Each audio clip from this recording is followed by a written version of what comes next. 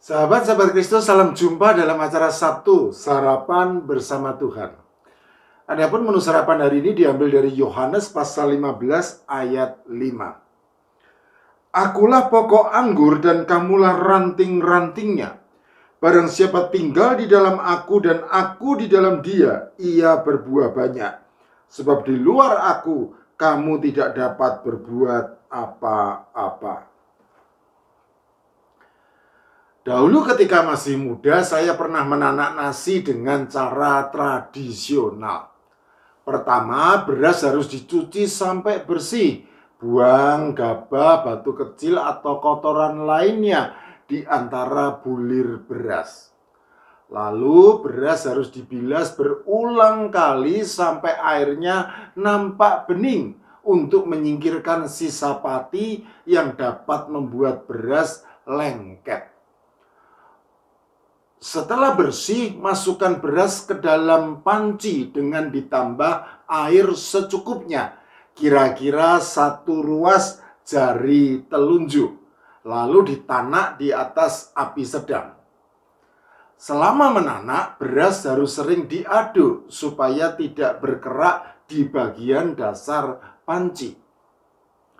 Proses pengadukan ini harus dilakukan mulai dari air masih dingin sampai mendidih. Setelah beras menjadi setengah matang, maka kemudian dipindahkan ke panci kukus.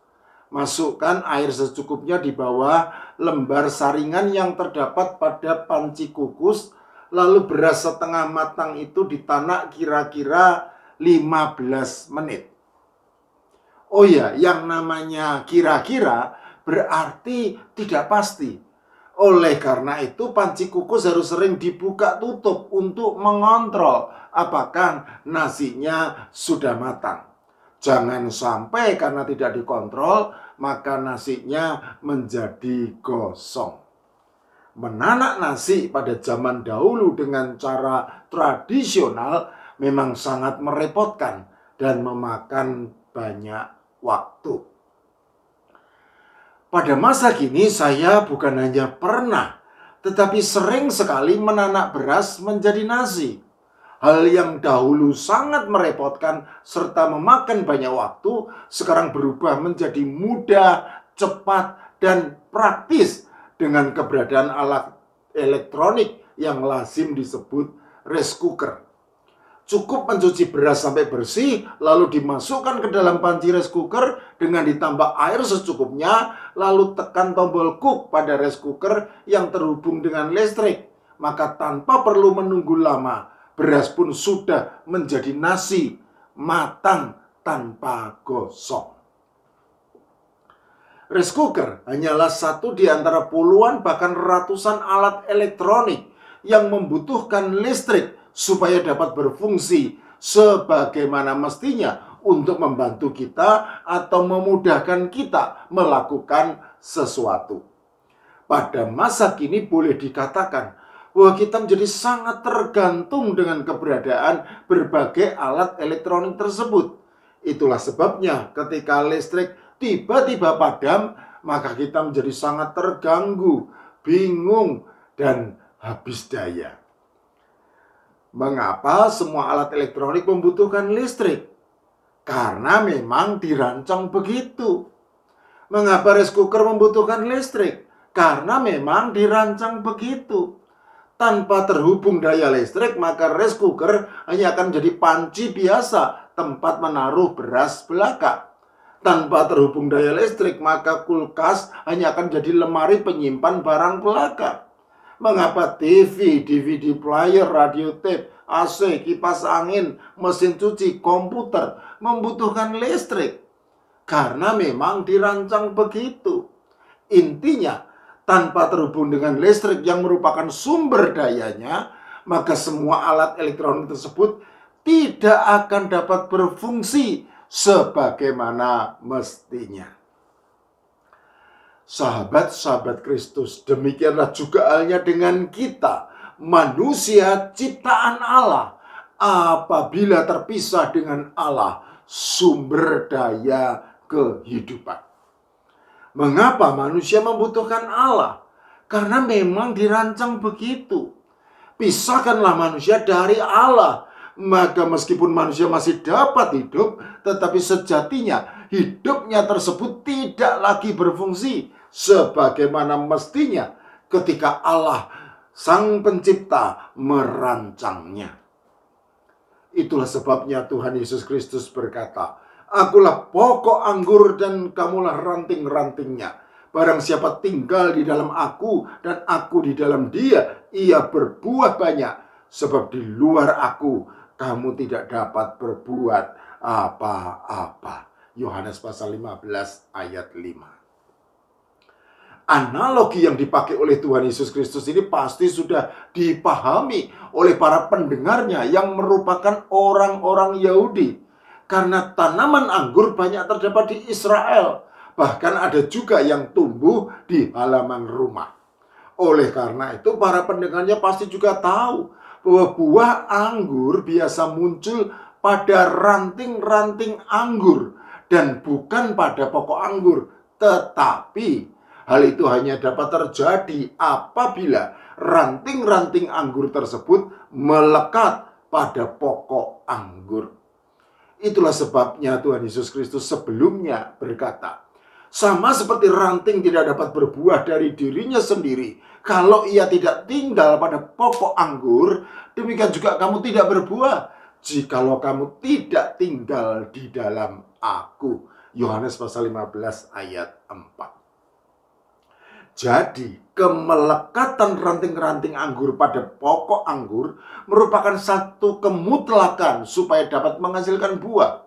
Di dalam konteks pemahaman inilah kemelekatan kepada Tuhan Yesus Kristus yang menyatakan jati dirinya sebagai pokok anggur yang benar menjadi penting serta merupakan suatu kemutlakan bagi siapapun yang ingin berbuah.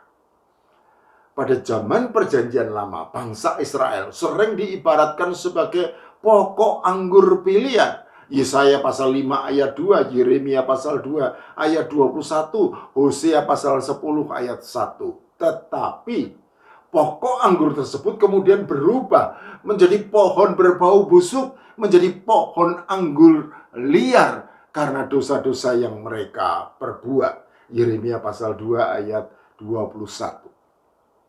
Justru karena itulah maka Tuhan Yesus Kristus menyatakan jati dirinya sebagai pokok anggur yang benar. Yohanes pasal 15 ayat 1. Karena sejatinya dia memang tidak berdosa, tidak bercacat celah. 1 Petrus pasal 1 ayat 19, Ibrani pasal 4 ayat 15. Dengan menyatakan jati dirinya sebagai pokok anggur yang benar, secara tersirat Tuhan Yesus Kristus berkata, karena kalian merupakan keturunan Israel, maka kalian menganggap diri sebagai pokok anggur yang benar dari Allah dan yakin betul akan beroleh keselamatan dari Allah.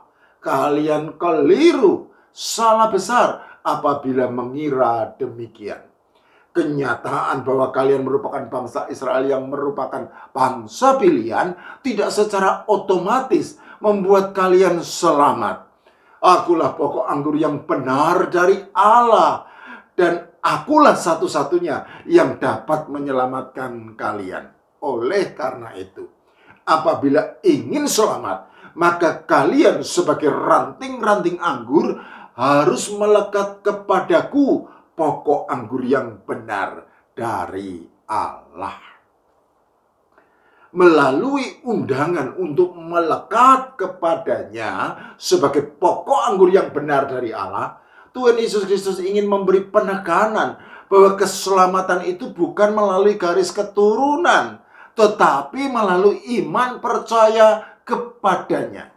Tanpa ada kemelekatan kepadanya, maka mustahil keselamatan diperoleh, karena ranting anggur yang terlepas dari pokok anggur pasti akan binasa. Itulah sebabnya Tuhan Yesus Kristus kemudian melanjutkan sabdanya. Barang siapa tidak tinggal di dalam aku, ia dibuang keluar seperti ranting dan menjadi kering. Kemudian dikumpulkan orang dan dicampakkan ke dalam api, lalu dibakar. Yohanes pasal 15 ayat 6. Sahabat-sahabat Kristus, mengapa kita membutuhkan Allah? Karena memang dirancang begitu. Apabila kita memisahkan diri dari Allah, maka meskipun kita masih dapat hidup, tetapi sejatinya hidup kita tidak lagi berfungsi sebagaimana mestinya ketika Allah Sang Pencipta merancangnya. Ibarat ranting-ranting anggur, maka kita harus senantiasa melekat kepada Tuhan Yesus Kristus, pokok anggur yang benar dari Allah. Kita harus senantiasa tinggal dalam iman percaya kepada Tuhan Yesus Kristus, dan firman-Nya harus senantiasa tinggal untuk menuntun langkah hidup kita. Amin.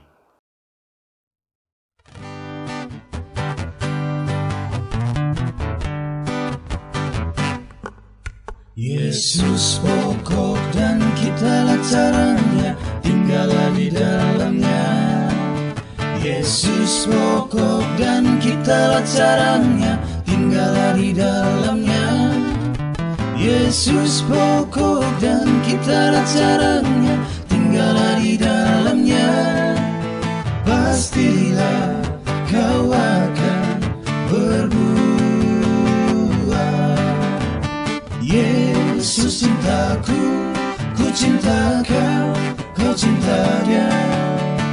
Yesus cintaku, ku cinta kau, kau cinta Dia.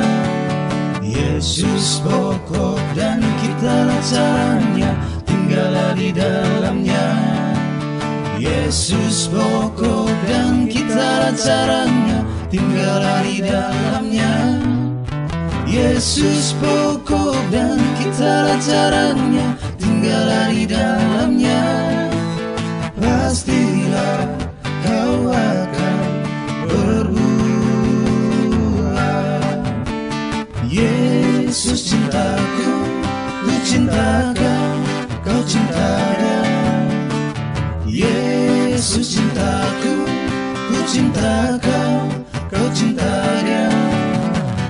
Yesus cintaku, ku cinta kau, kau cinta Dia. Yesus cintaku, ku cinta